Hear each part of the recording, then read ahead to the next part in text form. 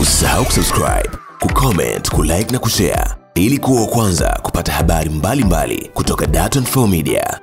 Tano ya LDJD ni ya kimapinduzi zaidi kwa sababu wakati huo tunaacha labda muziki, sio tunaacha, nadhani yeye ni mwanadada wa kwanza mkubwa kwenye kizazi kipya. Kwa hiyo alileta mapinduzi makubwa sana kwa sababu baada ya wakati huo muziki ya bendi kulikuwa kuna wakina mama zetu tunawaheshimu wa zamani. LDJD alikuwa ni mwanamke wa kwanza wa muziki wa kizazi kipya.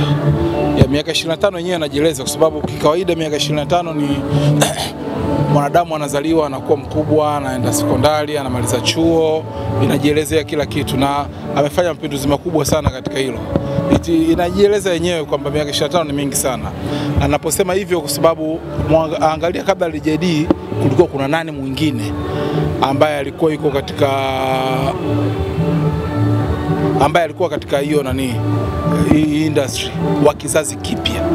Wakati huo kulikuwa na wanamuziki wa zamani sana wakina Kida Waziri, wakina nani na wengine ambao nadhani nyinyi wengi ni wafahamu. Kwa hiyo tunavyoelezea hili ni kwamba tunamzungumzia mwanadada. Sasa hivi kwa watu wengine anaweza kuwa ni mwanamama ambaye alikuwa wa kwanza kufanya mapinduzi kwenye kizazi kipya cha muziki, kama unavyomzungumzia wakina Professor Jay, wakina Sugu na wengineo. Labda pengine wadada wengine wajifunze nini ambao wanachipukia sasa? Wajifunze discipline kwa sababu unaona kwa nini LDJD hivi anajaza sio tu kuhusu muziki lakini kuhusu vile vile maisha yake binafsi. Discipline, no scandals, no what. Na kuna masuala mengine ya kujieleza kuhusu yeye mwenyewe, kuhusu talent yake. Amekeep majuzi kwa generation mpya inaujua sana wimbo wa mambo matano. Inamaanisha kwamba yeye bado anaendelea kumaintain kuwepo katika game. Hiyo ni muhimu sana. Kwa sababu hapa tunaangalia wakina Zuchu, wakina Nandi, Ruby na wengineo. Baada ya miaka 25 wanaweza ku maintain kama JD alichofanya? That's a question ambayo wao inabidi wenyewe wajiulize. Kwamba sio tu naimba nyimbo za zamani, lakini wakati huo baada ya miaka 25 unaweza ukatoa hit song kama ilivyokuwa mambo matano. That's a question.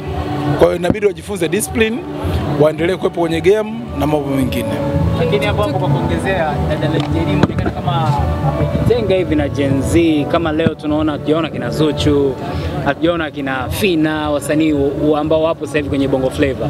Labda unaweza kutuelezaje kwenye hiyo ambao watu wanatafsiri kama hivyo labda? Mimi sio manager wa LDJD, siwezi kujua arrangement zake. Mimi ni rafiki yake tu wa karibu. Siwezi kujua arrangement zake na mambo mengineyo kuhusu hilo.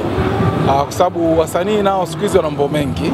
Kuna uhusiano wa karibu, kuna ratiba za wasanii na mambo mengine. Kwa mfano leo unaweza ukasema kwa Diamond hayupo, kumbe yuko London. Sio leo. Kwa nini Alikiba hayupo? Sijui kwa nini Harmonize, kumbe wana ratiba zao ambazo ni tofauti. Na mimi sijasimama hapa kama manager.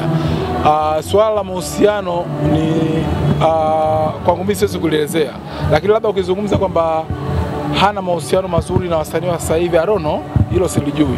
Lakini labda kuhusu kushirikiana labda kwenye muziki, ameimba na Harmonize, nadhani sijui na msanii gani katika kizazi kipya. Lakini mimi hilo kusema kweli napenda nijitenge na hilo swali kwa sababu sijui kuhusu mahusiano yeye na wasanii wa sasa hivi.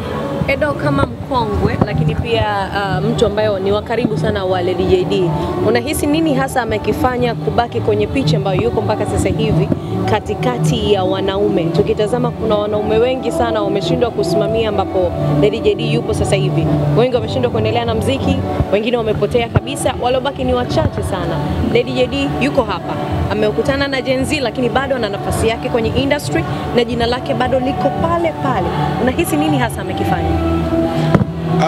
Nimetoka kuelezea hapa. Cha kwanza ni discipline yake mwenyewe binafsi, kuhusu maisha yake binafsi, kwa sababu kuna watu wengine ambao wanaharibiwa na maisha yao binafsi. Kwa mfano LDJD angekuwa anakula drugs, leo hii tungesimama hapa labda kuja hapa kufanya hiki kitu.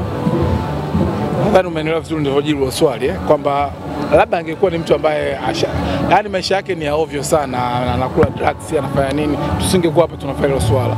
Lakini pili, self discipline na kuelewa game linakwendaje. Kwa mfano labda yeye atoi nyimbo nyingi sana, anajua namna gani kitu cha kufanya, wakati huu afanye kitu hiki, wakati hii afanye kitu hiki, kitu ambacho wasanii wa zamani wanafeli, wawe wanaume wawe wanawake wanafeli kwa sasa. Lakini anajua jinsi gani game inaenda au anafanya nini. Kwa mfano Jide afanye kitu kila siku, anaandaa events tu. Ameandaa kwa mfano hii miaka 25, huwa anaandaa sijui wine talk, yani vitu vichache ambavyo vinamweka yeye katika ile heshima ambayo inazidi iwepo. Anakuwa very corporate, kitu ambacho hata wasanii wa zamani wanashindwa, kwa sababu kuna mtu anakuwa anajiweka kwenye hadhi za ovyo ovyo ambavyo hawezi kuheshimiwa na watu wa kawaida au watu ambao wanamzunguka. Leo Lady JD ana release album yake ya 10 na naamini uwepo wako hapa na urafiki wenu umewakutanisha kwa sababu ya muziki wake. Kwako unaizungumziaje album ya 10 leo ana release? Nikizungumza kikawaida, rafiki yangu sitaki tu kumzungumzia Lady JD, jiulize wasanii wa sasa hivi watafika kwenye album za 10 wakiwa katika heshima ya kiwango hiki, parking zikiwa zimejaa magari. Kwa hiyo ni mtu ambaye binafsi na mheshimu na ametengeneza hii heshima ambayo anayo leo. Unajua, nadhani hapa watu wengi, mimi ni mwandishi mwenzenu, hilo lazima mkubali. Na nyinyi mtakwenda baadaye mtafikia miaka yangu, mtaona watu ambao wako sasa hivi miaka hiyo ambayo mtafika kwenye umri wangu, au wao kishafikia miaka 25 watakuwa wako wapi? Watakuwa wameendelea kutengeneza heshima hii au itakuwa iko vipi? Nadhani ni self discipline, kuendelea keep your voice, talent and everything. Kwa hiyo kufikisha hiyo albamu ya 10. Usisahau kusubscribe, kucomment, kulike na kushare ili kuwa wa kwanza kupata habari mbalimbali kutoka Dar24 Media.